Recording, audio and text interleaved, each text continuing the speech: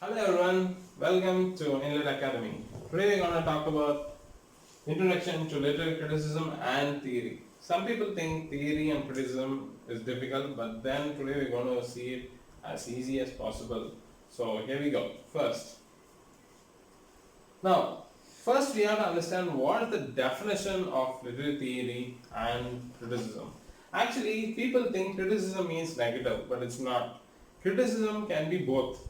You critique a movie means doesn't mean the movie is bad, the actors are bad, or do something like that. We also talk about things like yes, movie has good sound effects, background music, good characterization. That is also criticizing. So basically, criticism is both telling the positives as well as negatives. So when you talk about books, critics often do the same thing. They tell good points as well as the bad points. Now here you can see literary criticism is actually a name given to works written by experts. So experts will write a review and they are the critics and they will review some books. They critique, analyze an author's work. It can be anyone, Shakespeare, Milton, anyone. If you write something about them, then you are a critic. So this is what happens. Now, it does not mean to criticize as in complain or disprove. That's what I said. It doesn't mean simply criticizing or disapproval. It can be also positivity. Next, literalism is often referred to as the secondary source. Almost every text primarily written by an author is primary text, but when a person criticizes it, talks about it, then it becomes automatically a secondary source. So any criticism is basically a secondary source. So if I am reading first time Shakespeare and I am sitting and writing a character analysis or I am doing a criticism, then obviously that becomes a secondary source. It's clear? Can we go to the next one? Yes, sir. So this is what its definition is. Next. Literary criticism is often referred to as a secondary source, as I already said, because it is used to analyze the primary work. We already said this. It's used to analyze the primary work. That's the main reason of it.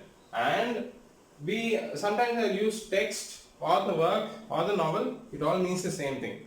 So everything means the same thing. If you are reading and you are writing about it, then you are a critic. And finally, literary criticism is used by people who want to use an expert's opinion to support their own ideas. This basically comes into play when you are doing research. For example, I am reading a novel and I am writing some points on that, but I take a critic. Basically, I am asking support from that person. He is also saying the same points, so I agree with him, and he is an expert in this field. So it gives me more substantial points to talk about criticism. So for example, I am talking about Shakespeare's Macbeth and I am talking about many points, but my points might not be so valid. So I am asking A.C. Bradley, a great critic of Shakespeare, and I quote his words, then the work becomes more responsible. People will listen to what I am about to say. That's why we need secondary sources. Next. Now remember, literary criticism is used by readers to analyze, not by authors to write. This is a very important point. If you are going to write, don't think in theories and write. Don't think about moral approaches or archetypal approaches and write. But if you are a reader, you can use these theories to understand. But as a writer, you should never sit and think about theory and write. It doesn't work that way. Writing comes naturally, but a critic can choose a theory and explain it. Now, therefore, when you begin to analyze a novel, you make use of experts, that is the critics, reliable literary criticism to support your opinion. As I already said, if you are reading, you will support these points. Now, which you will develop for your paper or your thesis or whatever it is. So, literary criticism or theory basically helps you to write your research using expert opinions on it. So that's basically what theory and criticism is. Now, why theory and criticism? Now, any piece of text can be read with a number of different sets of classes. Now, for example, you have to understand this very carefully so that a whole process is very simple, right? Imagine a person is wearing green color glass. How will he look at the world? Everything will look green. If I am giving you some red shades, how will it look? Red. So that's a glass, the way you look at, it depends on the glass. Same way, I am reading a book. I am taking moral approach glass and putting on So I will see everything in through the oral view. I am taking a psychological theory class, putting it. So if whatever work I see, I will look through psychological thing. Okay, so that's what happens. So every text will change. Literary criticism helps readers understand a text in relation to author, culture, and other texts. They will look at everything. They will look at the culture. They will look at the place where it's coming from. All those things we have names: historical theory, cultural studies, and all these things. We'll look at them each and every one by one. So basically, theory is a lens or a glass that you put to see a text. That's what theory is. Now, so most commonly, as I said, you can look at all these glasses because each glass might tell you about a theory. So if I put this specs, I look at one way. And now these are the most common literary theories. One is the formalistic theory, then the biographical theory, historical or cultural, psychological, mythological, gender, deconstruction. Of course, there are many more, readers' response and all, but these are like the most commonly used ones. There are many. Recently, we have queer theory, LGBT theories, and many theories, but these are the most commonly used theories. So, from this itself, we understand. Formalistic, we'll see everything detailed, deals with structure basically. Biographical talks about the author, whereas historical will talk about historical backgrounds to the text. Psychological will deal with your Sigmund Freud theories, and then myth will deal with Northern Freud's works. Gender deconstruction will talk with Derrida's works.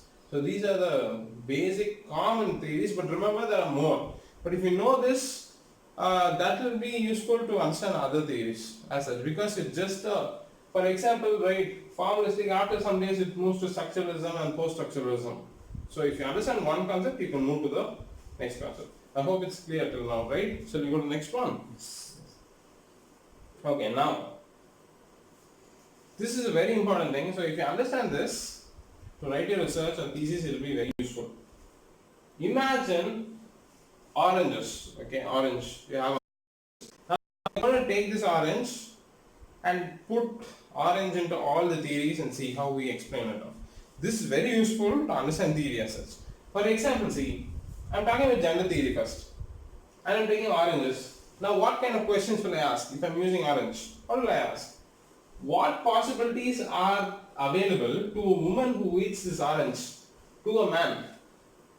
Same orange, but according to gender theory, the question asked is, okay, if a woman is eating, what will happen? If a man is eating, what will happen? So they will try to talk about. Using oranges, we deal with women and man. We talk about the difference. Why are they not given equal orange? Why is she given only one orange and why is this fellow getting 10 oranges? Then gender theory comes into play. The difference between men and women we'll talk about. So basically in a text, when I'm reading a text and I'm putting right now a gender specs, I'll see why women are treated this way in this novel, why men are treated in this way. We'll talk about those things. So that's basically gender theory. Now we use the same orange example, and what we are doing, we are talking about formalism. Formalism, is basically structure of a text, whether it's rhyming or it has 5 lines, 10 lines. A formalist, what kind of questions will they ask to the orange? What shape and diameter is the orange? That's the big question they'll be coming out with. Formalistic theories will ask, hey, how many lines are there? How big is it? How does it rhyme? All those questions will be asked. Formalistic. They're very, very formal. They want structure alone. So when you're talking about orange in theory, they'll take what kind of shape? What is the diameter? How does it look? All these things. So they're talking about formalism here. And next, we are going to Marxist theory. Marxist theory is basically Karl Marx theory, right? It deals with social theories. Now, the question is, whose orange is this? Same orange. But the question is, whose orange is this? Is the government having the orange or the people having the orange? Should people have equal orange or should government give orange one by one? So these kind of questions come up. Who gets to eat it? This is a very big question, very important question as such. Who should eat this orange? Should the government eat it or should the people eat it? This is a big problem with Marxist theory, right? Sometimes government takes more portions and gives less. So Marxist theory critics always deal in such questions. Who should have more power? That's the biggest question. Should the government have more power? Or should people? Or should it all be distributed equally? So should oranges be given or somebody should provide it? So this kind of problems are. So we're using gender theory, formalism, and then we're talking about Marxist theory. And next, post-colonial theory. Still using orange example. Using orange example, you can almost understand half of it. Okay? So post-colonial theory. Now, post-colonial is basically we got independence which year? 1947. Before that, who ruled us? British guys were ruling us, right? So they colonized us. Now they are gone. Now India is running in post-colonial. So that's basically happening here. Now, if you use orange example, what is that? Now, who owns the orange? And who took it away? Now, British ruled us. Now, whose culture is it? Does English belong here? Or they should have it? Or should they use it? Such kind of questions come. So, post-colonial theory basically talks about the impact after colonialism. So, should we hybrid it? Or should we join it? Or should we throw it away? All these questions come. So, now who's this orange? Or who's this? Is that person's orange or is it my orange? That kind of questions start coming. Now, next, reader response theory. This basically, right, author has nothing to do with this. The reader, when he is reading, what kind of impact it happens. So now we are talking about orange and what kind of response. What does the orange taste like? That's a big question. Because the reader is involved. What does the orange taste like? What does the orange remind the reader of? If somebody is reading about orange, what is kind of reminding him? So we will not worry about the author, we will talk only about readers and intent. That's what readers response theory basically talks about. Next comes psychological or psychoanalytical thing. Now, oranges become a different thing. Psychologically, a person might ask, I want orange now. I want this orange now. His question is, I have desires, I want it. Or, if I have this, will some problem will come? Will I get in trouble if I eat it? It all works with psych. Okay, so orange is there. So should I have it now? Or if I have it, what will happen? These are all he's thinking again and again. It goes to the psych. So that's psychological and psychological. So using these things we have understood many theories. Next. Now, we saw all these things. Now we are going into detail. Okay. So what is the first one we are going to talk about? Formalistic criticism. I hope you understood the orange example for each one. You can apply this orange into many contexts. Now first let's talk about formalistic criticism. I already said what formalism is. It deals with structure. Okay, always remember formalism deals with structure. A formalistic reading of text focuses on symbol, metaphor, imagery, characterization and so on. So for example, let's take a wonderful book called Old Man and Sea. Simple story. Old man is going to fish, but he couldn't find a fish, but one day he's going and he's finding this marlin and coming out, but by the end it's all skeletons. So a journey is happening. He's going and coming back. That's the thing. But when a formalistic person is reading this book, he will see what is the meaning of the fish? What is the meaning of the sea? The images. Is that old man some symbol? Is the dream has a symbol? They try to look at all those things. They look at all the structure and all the things, okay? Formalism ignores the author's biography. They don't bother about author at all. They will look at only text and analyze it deeply. They will not go into the author's biography. Sometimes we might think the author felt so sad, that's why he wrote this. Or he was in a war, that's why he writes a war novel. But formalistic doesn't bother about author. He takes only the text and talks about the text. Okay? And focuses only on the interaction of literary elements within the novel.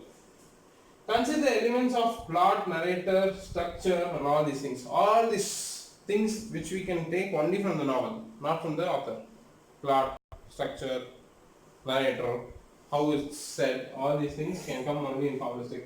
It's what you do most often in English literature. Basically, this was because there was a guy called F.R. Lewis, right? What he did to his students was, he gave them sheets of paper, but he did not give them who wrote it, and asked them to analyze the poem. So they came up with different ideas. But once he said who wrote it, their idea was different. So their point of view was, look, we'll not talk about the other, we'll talk only about the text. How do they interact? Do we have a plot? Do we have a narrator? Do we have a structure? Those things are called formalistic criticism. Next one. Now, as I already said, we'll show some examples to understand this theory. Everybody has read the story of Three Little Pigs, right? So, basically what happens is, there are three pigs and a wolf is trying to eat these pigs. Now, what is the meaning of the wolf? When I am doing a formalistic study, I will talk, wolf means bad guy. What does the wolf mean? Simple as somebody bad. I know a story, it's a children's story, okay, but still, wolf means somebody who's doing bad. He's trying to cheat these people, trying to get. Three Little Pigs is very simple. They're building a house, but the wolf comes and blows it up. He just blows and goes up. Now the wolf is the bad guy. But what is the meaning of the wolf? When a formalistic guy reads it. Next, the rhyme. I'll huff and I'll puff. They will talk about the rhyming. Hey, look, how's the rhyming? They don't talk about outside, who's the author and all these things. They'll talk inside the text itself, everything. Then, how does the story foreshadow the final fate of the pigs? Foreshadowing. If I write like this, what will happen in the story at the end? Foreshadow is like a prophecy, like, oh, this will happen. So that they deal with. Then, what does the wolf's dialogue tell us about his character? So, the wolf talks like a very good person, but actually he is not. So I understand from that story itself, bad guys, good guys, how cheating is done, how innocent people are not treated properly. All these things will come under formalistic reading of a text. So if you understand formalistic reading, any text, you can see the metaphors, similes, symbols, the way it's written, foreshadow, dialogue, symbolizes, all these things you can deal with. So any research you do all these things, you are basically a formalistic critic. Okay, so that's the next. Okay.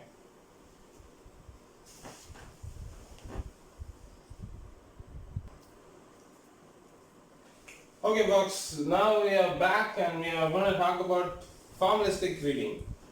And we have finished all these things, right? Formalistic, and now we are moving into biographical criticism. So from the name itself we understand one thing. Formalists believe that no biography should be included, nothing should be included, but biographical critics believe that no, without the author there is no use of reading a text at all, because the author and the text are the same person. It comes from the author, so obviously if I have to understand biographical elements. For example, right, as the name suggests, this type of criticism reads the text looking for the author's influence. Was the author suicidal? Was the author happy? Was the author sad? They try to see that. They read a poem, they think, okay, Wordsworth, what kind of life did he lead? Okay, Shelley, what kind of life did he lead? Okay, Jane Austen. They see the background information. Why? Almost Shakespeare dramas are all in a way biographical. We tend to look at him, the king, the place, his parents and all these things. We read according to that, it's called biographical. By examining the author's life, we can have a deeper understanding of his era. So if formalistic might be like a very artificial thing to do, but biographical, we can go deeper. We can understand, oh, the author felt like this way. Maybe he had somebody die when he was small. He had an accident. That's why he's writing like this. So we understand him in a deeper manner. So, as you all know, Jack London is a famous writer. He's written Calling the Wild and all these works. And he's also written a work called Build a Fire. Now, what's so interesting is that if you know more about Jack London, only then you can understand this book. Now see, London actually grew up in poverty. He was a very poor guy, and he was in San Francisco, and he didn't like city life at all. He wanted like a wild life. He wanted like a country life.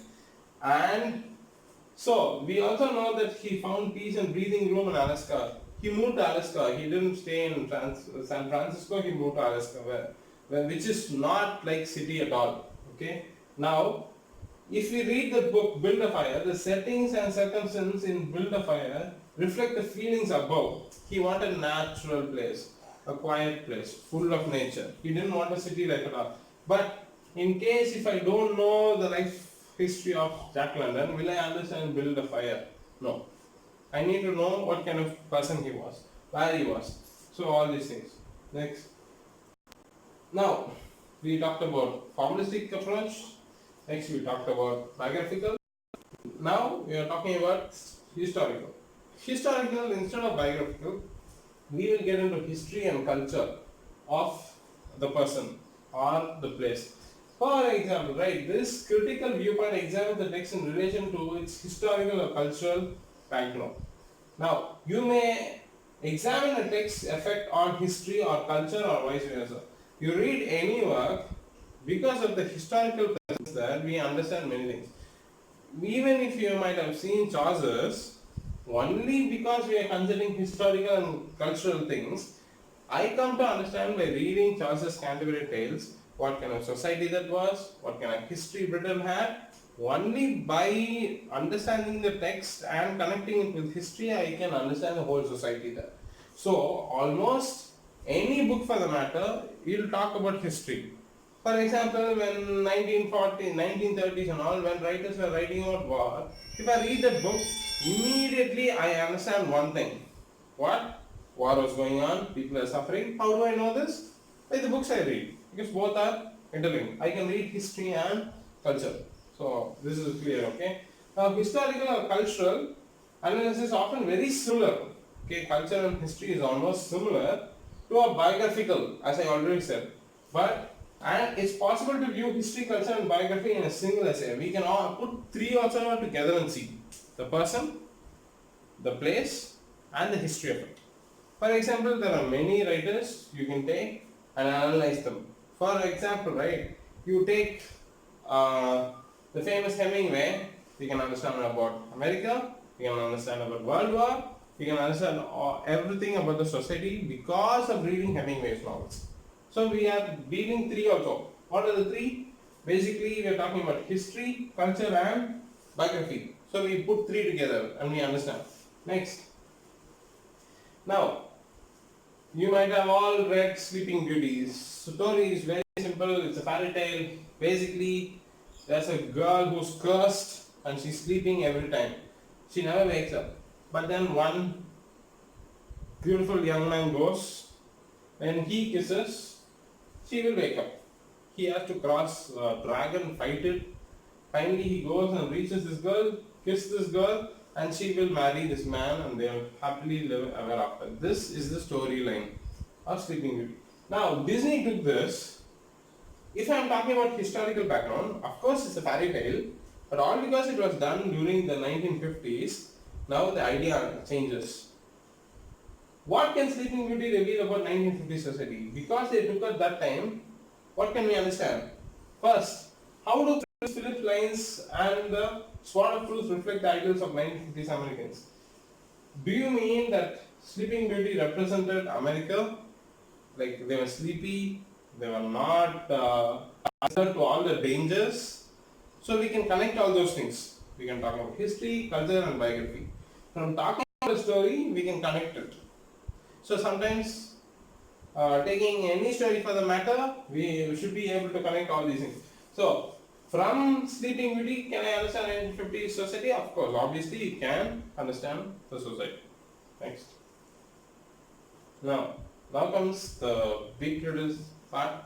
Most of the critics would use this criticism, but you should also understand all the theories are not perfect.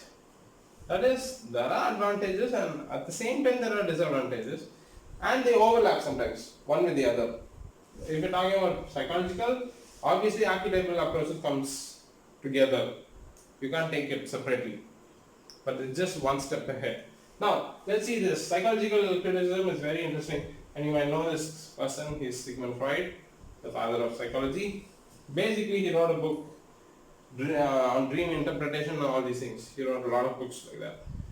He found out something, that we have something called conscious and subconscious.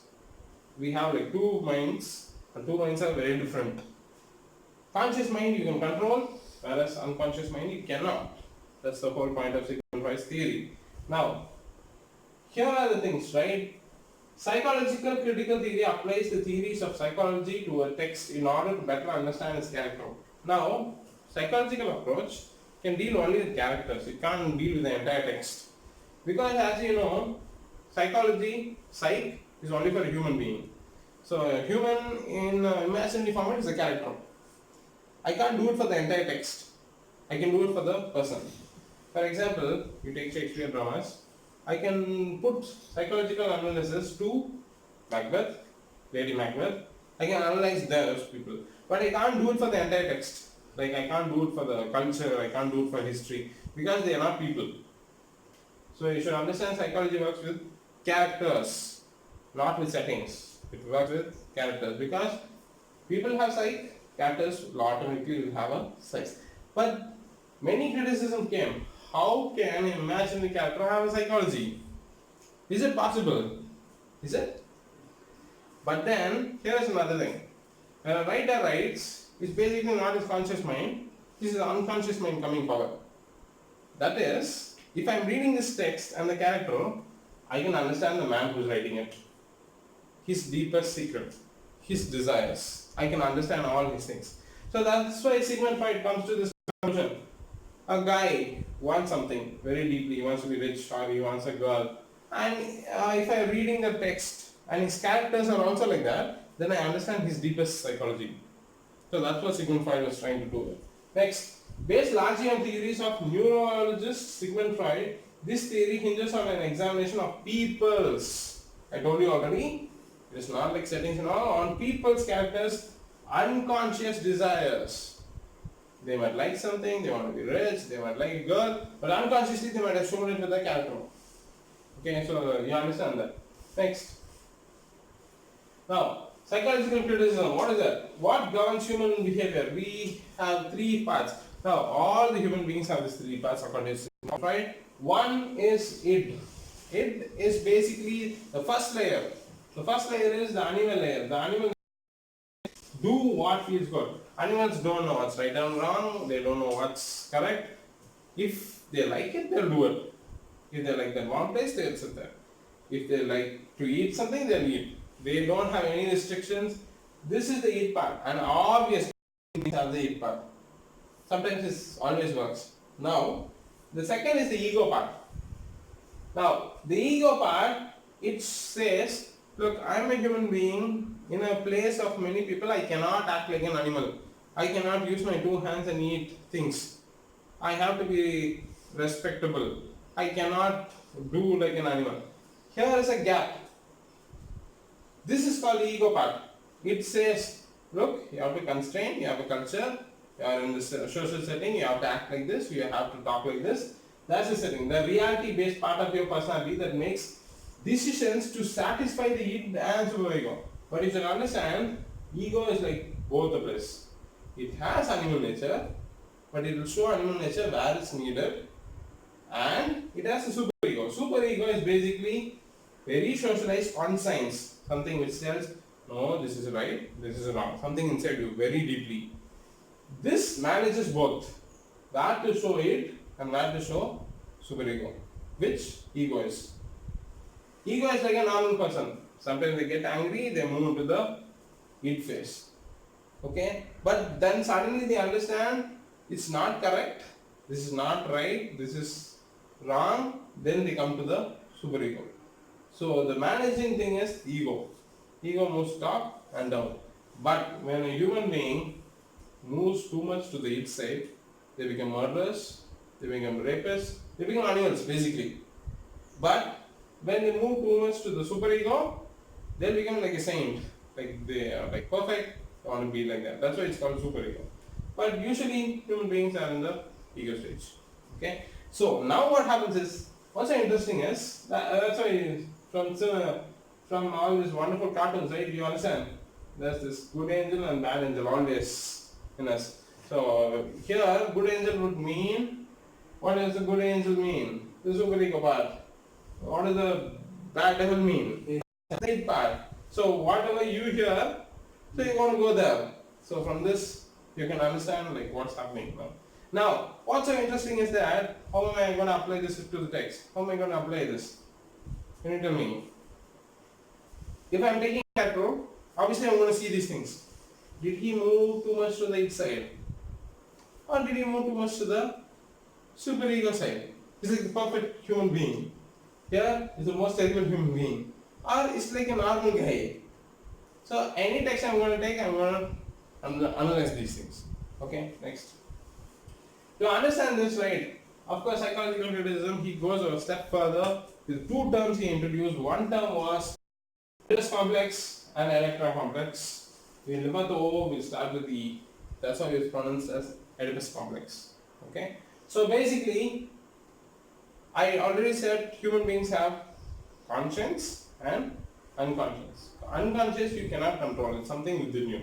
But it's always working unconsciously. Conscious is something that's like direct, now it's working. Unconscious is when you sleep or dream it comes to play. Now, what he found out was this. The Oedipus complex basically means sons, that is, sons are more attached to moms. They have a desire towards mom. Okay, they have this unconscious, they are not aware, they don't do it consciously. Unconsciously they were attached to the moms. And that's why after a certain age, they are not so close to dad if they are son. Basically, they feel threatened. They feel that mom belongs only to him and not to the dad. At this level. That's called the Oedipus complex.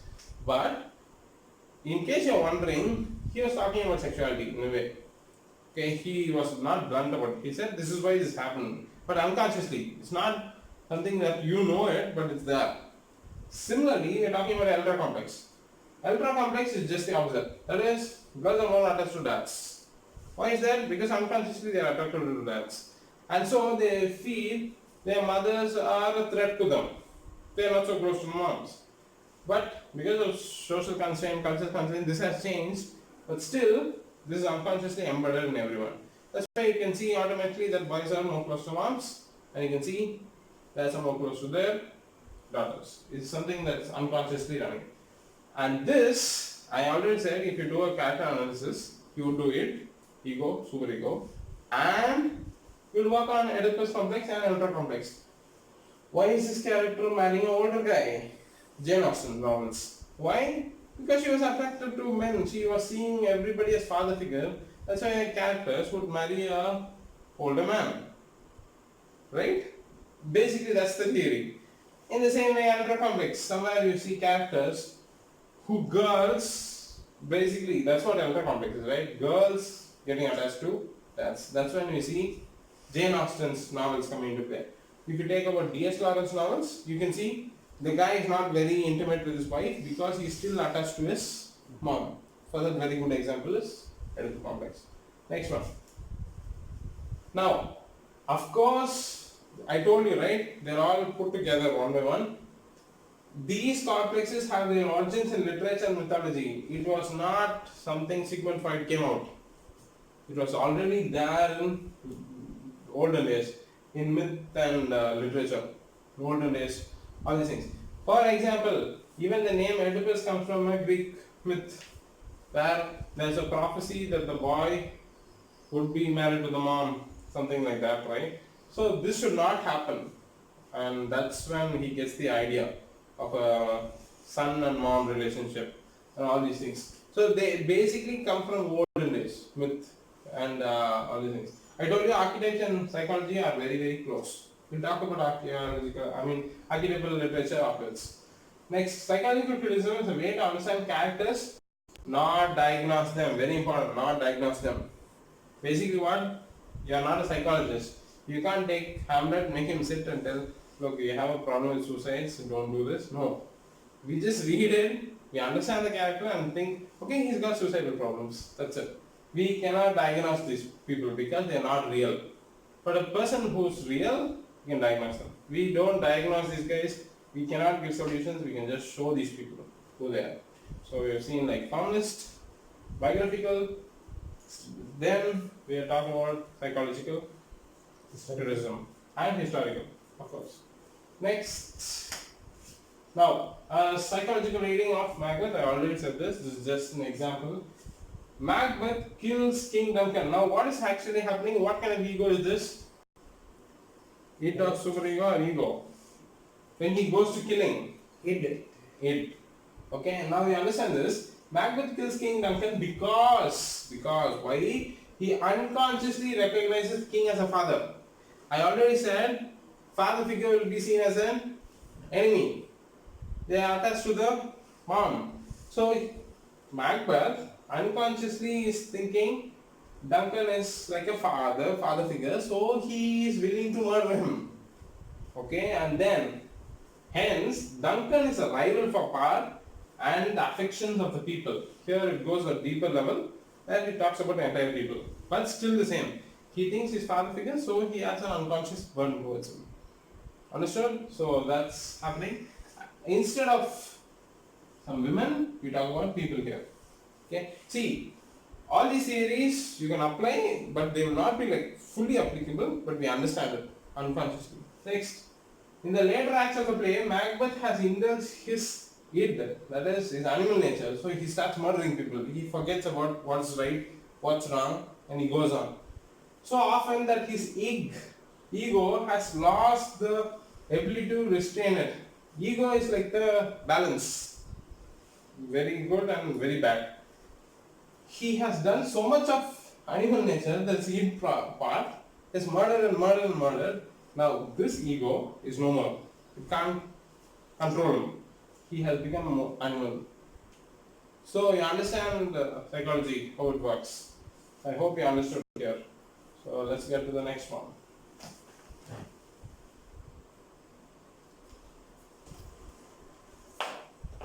Okay, till now we have seen psychological approach, but now here is another criticism which is very close to psychology, or we call it another name we have is myth.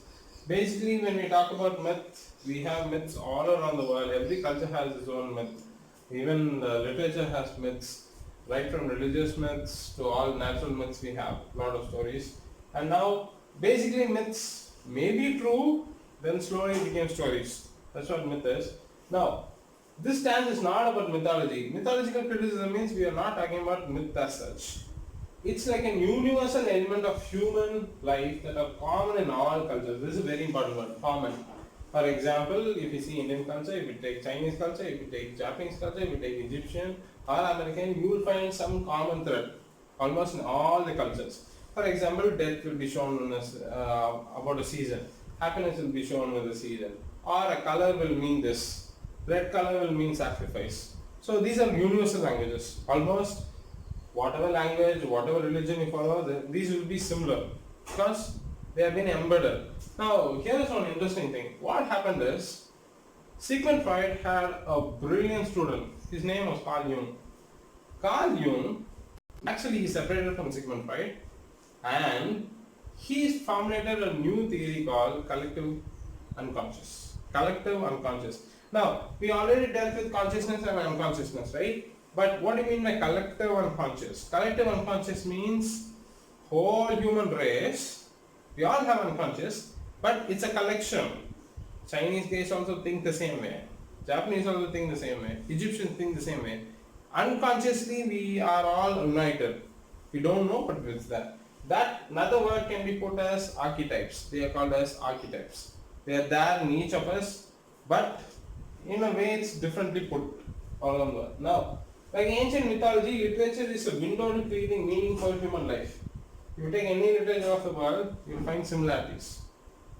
Like God coming to earth, or nature destroying people. You can see it in all these mythologies because we find the same elements. Now, in other words, stories make us feel like our lives are more significant. If you don't have stories, if you don't have myth, we'll feel like useless. We don't belong here. They make sense to us. Next. Now, central to mythological theory are archetypes. I already said that they are collective unconsciouses. That's the word called archetypes. Remember, archetypes are those universal elements present in the literature of all cultures. For all cultures, these elements will be present. Those elements are called as what? Archetypes. Remember, these elements are called as what? Archetypes. Next one. Now, mythological criticism seeks to understand how the story constructs meaning in the human existence through archetypes. Through archetypes, we understand life, we understand nature, we understand world, and all these things. For example, note the way texts have examined betrayal. For example, we take betrayal. Betrayal means a close friend who's betraying, he's stabbing you in the back. You can see all around the world, you see this archetype. That is, very close friends being betrayed. How? In Caesar, Brutus, they're friends. They have two elements, but betrayal is happening. Now Jesus and Judas, betrayal is happening. Whereas Lucifer, God, betrayal is happening. Something like that. So we see betrayal. If I look at all the world literature, I find out many similarities. So even if I am taking many other things, like murder, I see in all this literature, almost similar stories, again and again happening. So the characters' names are different, setting is different, but this happens. And what about nature as such? Arthur Fry writes, like, if it's winter, almost every place winter means satire. Or happiness is always summer. Nobody will write a happy drama in a rainy place. It will not work out.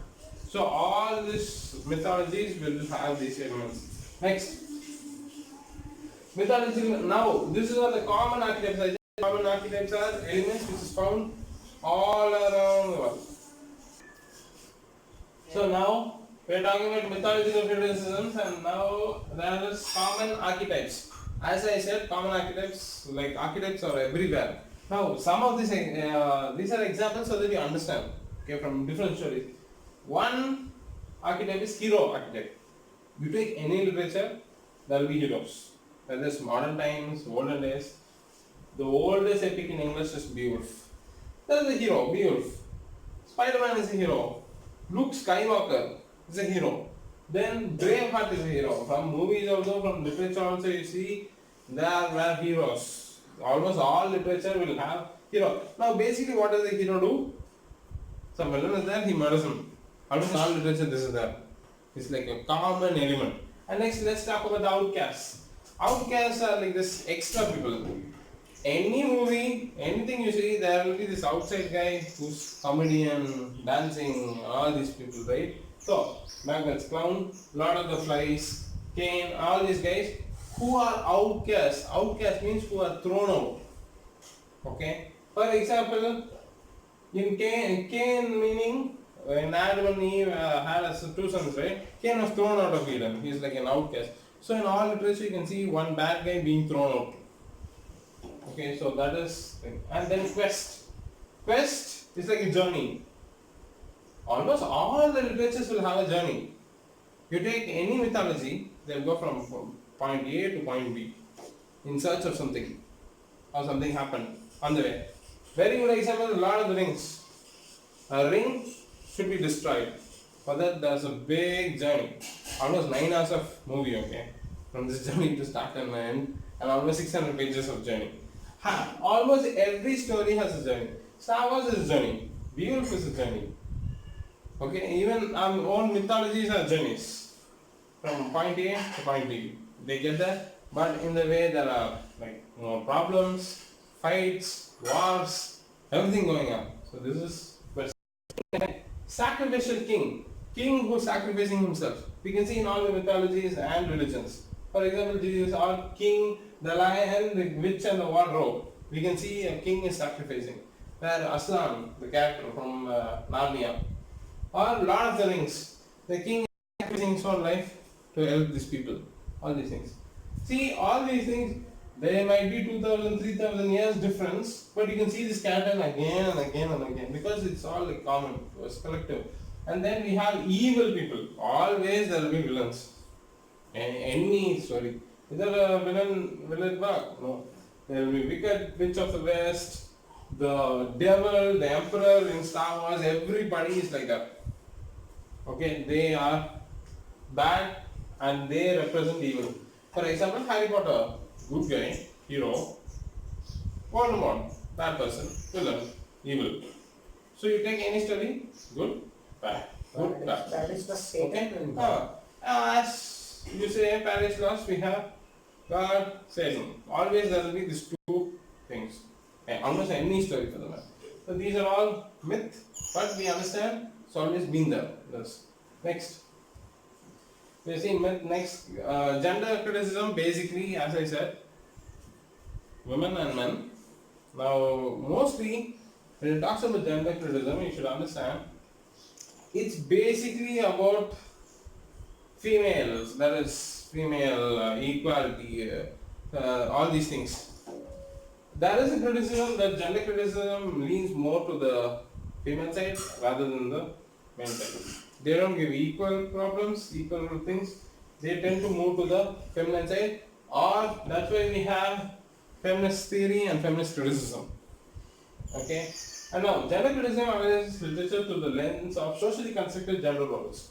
So basically, in a place, policeman should be a man, whereas a housewife should be a lady. This kind of social structures they will analyze according to societies and all. Some work should be done by men, some work should be done by women, all these things. Now, the largest part of gender criticism is feminism. Gender criticism is a general term. From that we take feminism, okay, which critiques and seeks to correct women's subordination to men. Women think they are lower than men, so feminism tries to bring them up. So this is what happens. And finally, it is the most basic form. Feminism is all about equality. Okay, so as we have seen gender studies, from gender theory we come to feminist theory, and now we will see an example, that is feminist reading of Cinderella. As we all know, Cinderella is a very simple story. There is this poor girl. She has stepsisters, and the stepsisters are not treating her well. But one day, fairy godmother is coming and taking her away. There she goes and meets a very rich guy, the prince actually, and she loses her crystal slippers and she comes back. This is the storyline. But now if we look at the feminist reading of it, we have to ask certain questions. First and foremost, as a single young woman, Cinderella is without means or opportunity. She is alone, she doesn't have any opportunity because she is unattached to father or husband. Because she doesn't have a proper father and a husband, she feels better and nobody is there to take care of her. So a feminist will say, look, because they did not give equal rights, she is able to take care of herself. And next, it is only through the magic of a fairy godmother that she can be made presentable. Only using magic she can look very well also. And because of this, he meets a prince and he is the only means of her escaping. Here also, feminist theorists say, look, why should it be a man, a prince who is coming and saving Cinderella? Can't she escape on her own? This is the big question. And next, what skills does she have? She is beautiful, can sing well, and she is kind. These are the skills she is having. So, feminist reading will look at all these things. These are highlighted as the desirable qualities in a woman. Now, in case if the woman is ugly or untalented, this will not work out. Stepsisters were portrayed as undesirable. But because she is beautiful, she can sing well, she is portrayed as good. So this means in feminist also there is a gap. Some people think they are beautiful and some they think they are not so beautiful. Next. Now we have finished gender and now we are moving to Marxist criticism. As I already mentioned, Marxist criticism means basically social criticism. We look at rich class problems. Rich people, poor people, middle class people, is all the governments equal? That is called Marxist criticism. And now, bases approach largely on works of Karl Marx. Why do we call it Marxist? Because Karl Marx was the originator of the ideas. That's why we call it as Marxist theory. And German political philosopher. He was a German philosopher. That's what Karl Marx is. And basically now the name has become communist.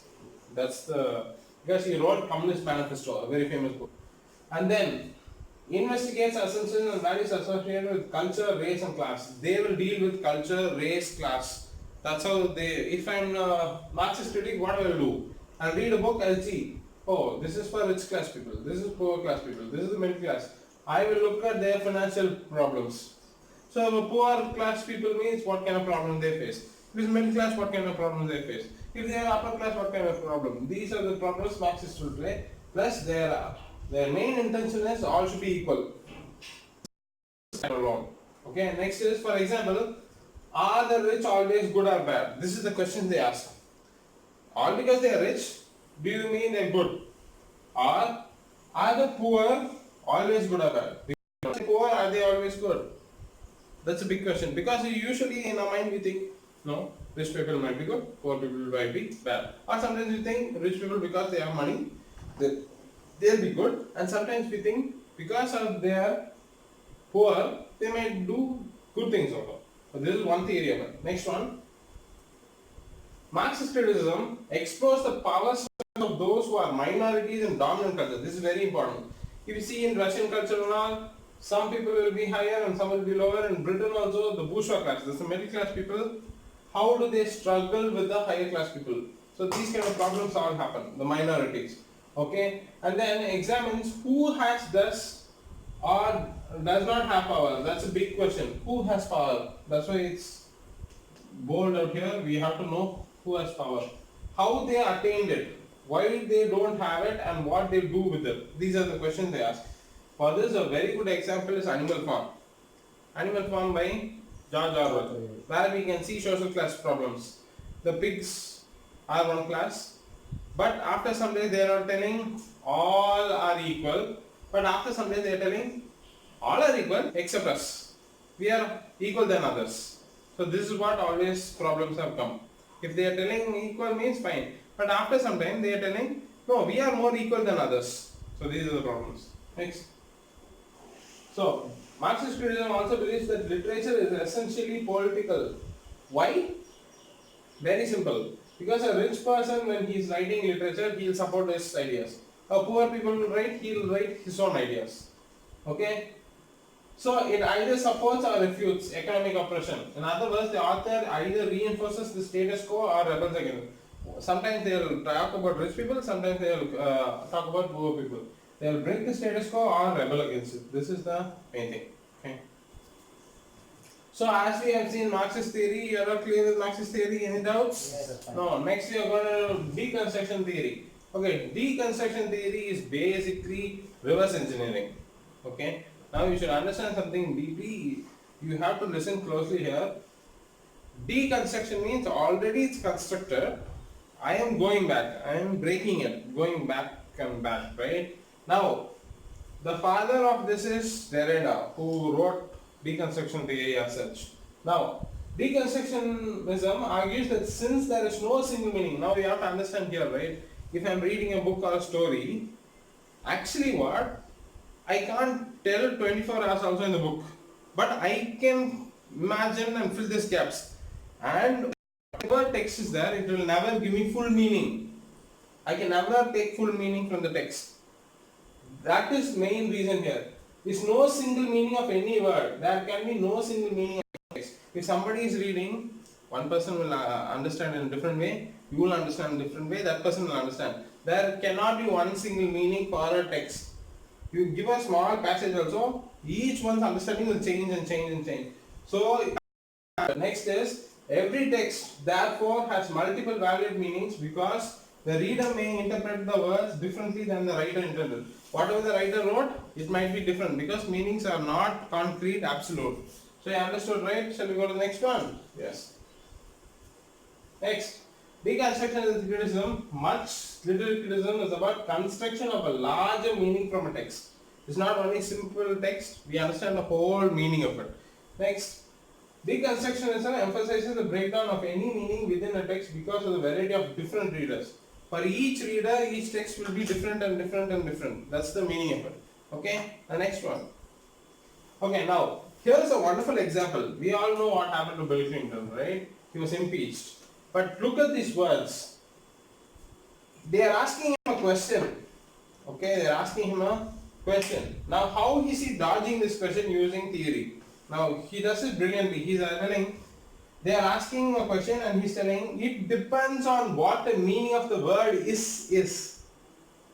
He's just telling, meaning of is can change according to sentence. So when they are asking him a question about whether he had an affair with Monica, that's why he was impeached, sent out. He cleverly says, because there's no one proper meaning, he's telling, what do you mean by is? I don't understand what your is. maybe the question is, did you do this? He can say, what is the meaning of that?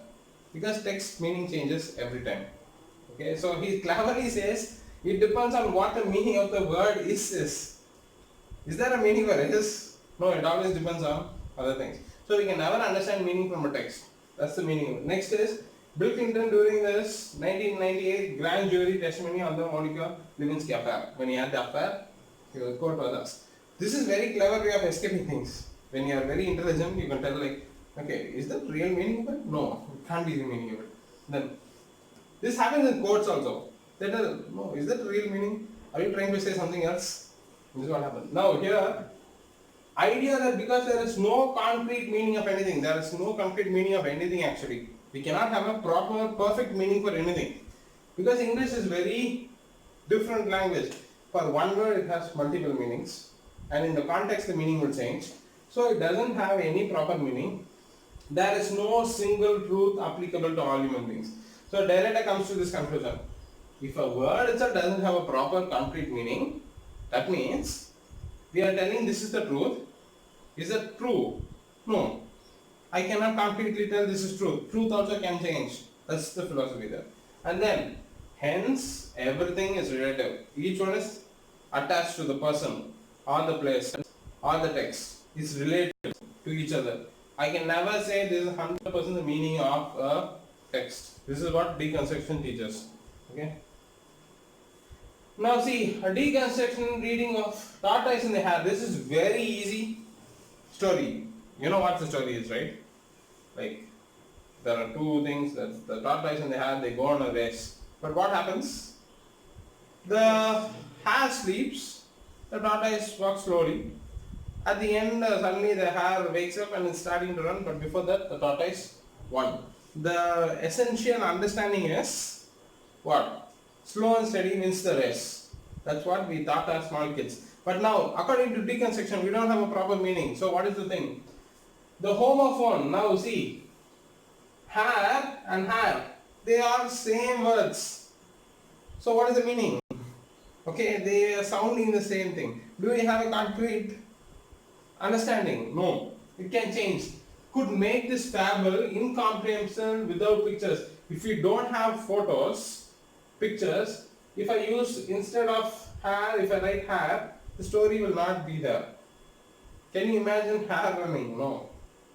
Right? Next one, see, in Native American culture, the tortoise is a symbol of honor. For Native Americans, tortoise is symbol of honor. So Indians would interpret the race as a context of honor and fair play instead of endurance. But for us, what's the meaning? If we try and try and try, we'll win. But if an Indian is reading, American Indian, he will think for honesty, honor, we have to go. We have to keep running. So the meaning changes according to the situations. So this is why Derrida said, no, in India meaning will be different, in America the meaning will be different. Text is not having a proper permanent meaning. It cannot have. That's the theory. Okay, next. Okay, now we have seen a lot of theories. Now we have to take formalism, and from formalism comes new criticism. New criticism basically easy. Okay, that is, throughout the author, throughout all the meaning, only the text has meaning. Meaning resides in the text, not in the reader or author of the world. Text may contain numerous messages, must have a unifying central theme. Texts are artistic creations. Close reading is the basis of new critical.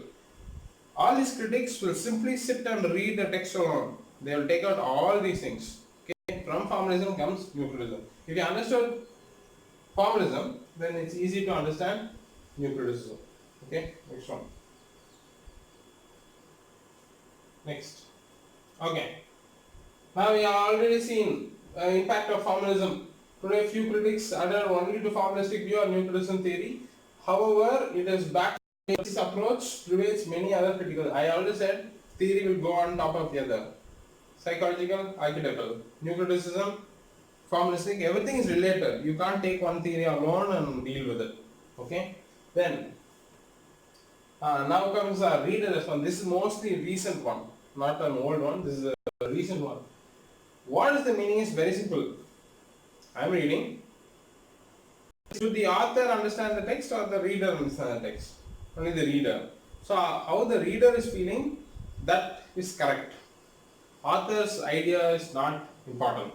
So sees the reader as essential to the interpretation of the work. Somebody wants to understand meaning, who should I ask? Should I ask the author or the reader?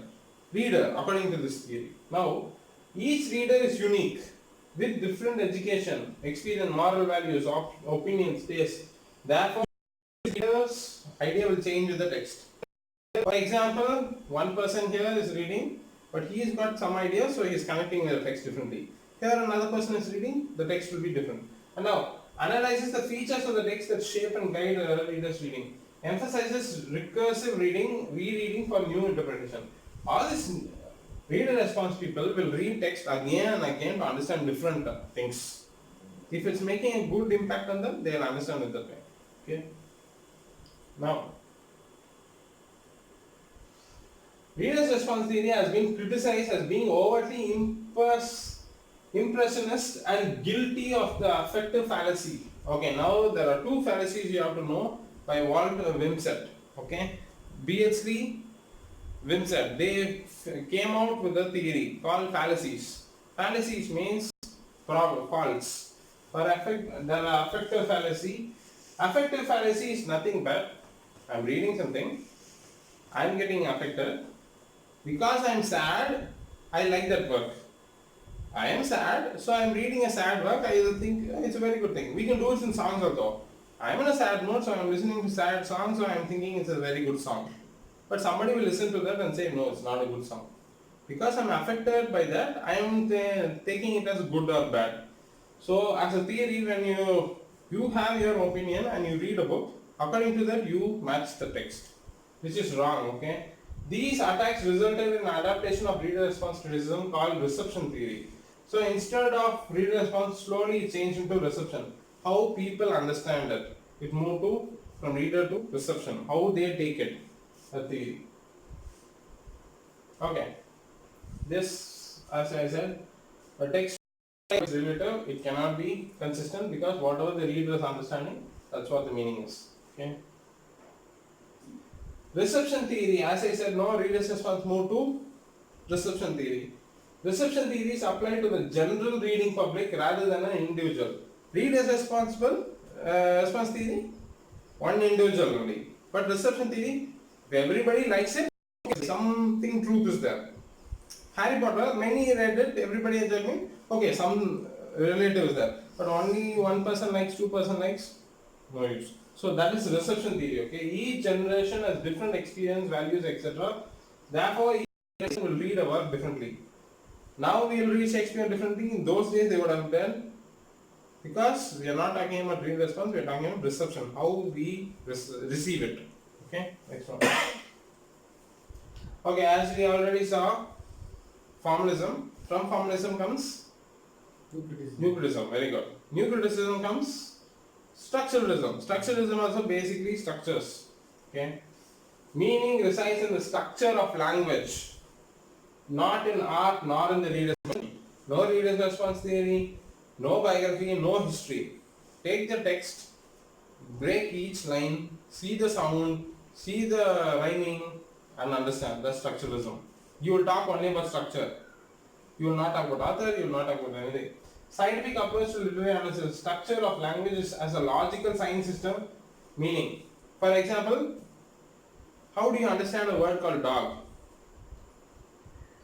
Do you see it as a word in your mind or do you see it as a picture? You see it as a picture. Dog is a sign, okay, but signified as a picture in your mind.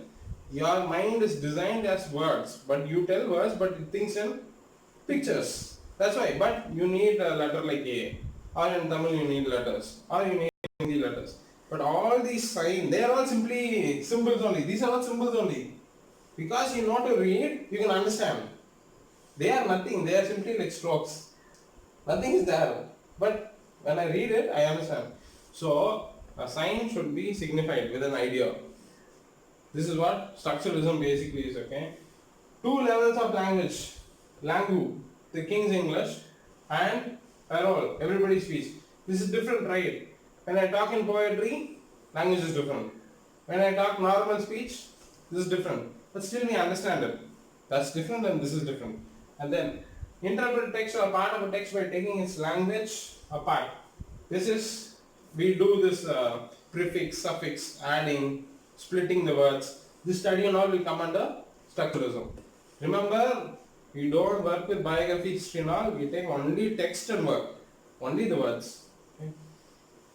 Okay, as we already seen biographical criticism, you will know about these things. Okay. Social criticism and Marxist criticism are almost similar, but we'll talk only about society here. Okay. Maintains that the literary work cannot be separated from social context. In general, sociological criticism examines one of these aspects: condition of protection such as schools, magazines, publishers, and action. Because of this, how the society changes.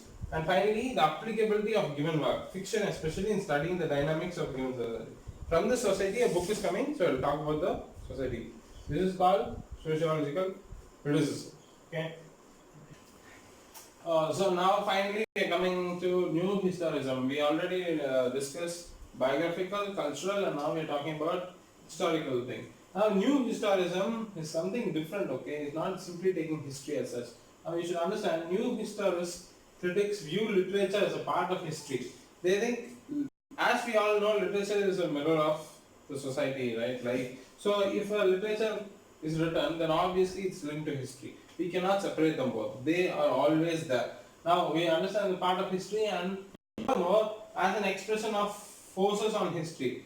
Now history will tell you only about what? It will tell facts, but literature will have some, it comments on history as such. Now, new historicism compares literary analysis to a dynamic circle. It shows, like, for example, look at this. The work tells us something about the surrounding ideology, that is slavery, rights of women. If you take African American, we can see a lot of slavery. If you take Indian, we talk about post-colonial, all these things. And if you take South African, we talk about apartheid. Now, study of the ideology tells us something about the work.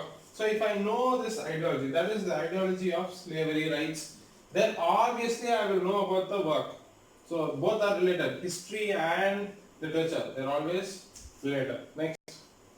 Now, new historism takes two forms. There are two forms. One form is, it analyzes the work in the context in which it was created. For example, if it was written during the World War, we will talk about World Wars. So the book was during the time, so I understand the time. Another thing is, analysis of the work in the context in which it was critically evaluated. For example, after some years, we understand something happens, then we evaluate the book. For example, for this, we can take 1984 by George Orwell. That time, Big Brother concept was not very big. But now we understand surveillance, looking into people's privacy laws. Now the book becomes more critical. So we understand that. New historians assert that literature does not exist outside time and place and cannot be interpreted without reference to the era in which it was written. So when it was written, the history of it is very important when we are talking about criticism. So new historism is very, very important. For these people, history and literature cannot be separated. If I want to learn this literature, I have to know history. Okay, so that is it. And next, readers are influenced by their culture, so an objective reading of a work is possible. As we all know, everybody is affected by culture. So when I am reading a work, I will always be affected by that thing. Finally, critics should consider how their own culture affects their interpretation of the historical influence of a work. For example, a German writer would deal with Nazism and things differently than other people, because their history and culture and biographical elements are very close together. So you understand, history with literature, that is new historism. In the view of history, literature study, that is new historism. Okay. So next, literature is one among many socially constructed texts. If there is a difference, it's intentional use of the imagination to convey ideas. History is every bit as subjective as intentionally imaginative text. We understand, though history is supposed to be objective without any right or left, but still it depends on subjectivity. Purpose of analyzing literature is to locate hidden social messages, especially those that promote oppression. For example, wartime novels. History might not give you full idea, but what a character goes through, what kind of poor person suffers, what rich people suffer. These ideas and all will come because of literature only. History will not deal with specific people. It's not possible for it to deal with it. Texts have no final interpretation. As we saw in deconstruction, can I take text and understand meaning? No, it's impossible. Language, though socially constructed, is stable enough to be useful. It is useful. If I read a text, find a small, intriguing or odd piece of the text. This is a question that you have to do, but still, that is called new historicism. Okay, that's it. So I hope you all understood, and please go through that. All these theories are more important, but understand all the theories are linked with each other. They are not simple. You cannot tell this theory is good, this theory is bad. Each one has its own advantages and disadvantages. You cannot take one theory itself. You use it according to the need of the text. So that's very important. Thank you so much.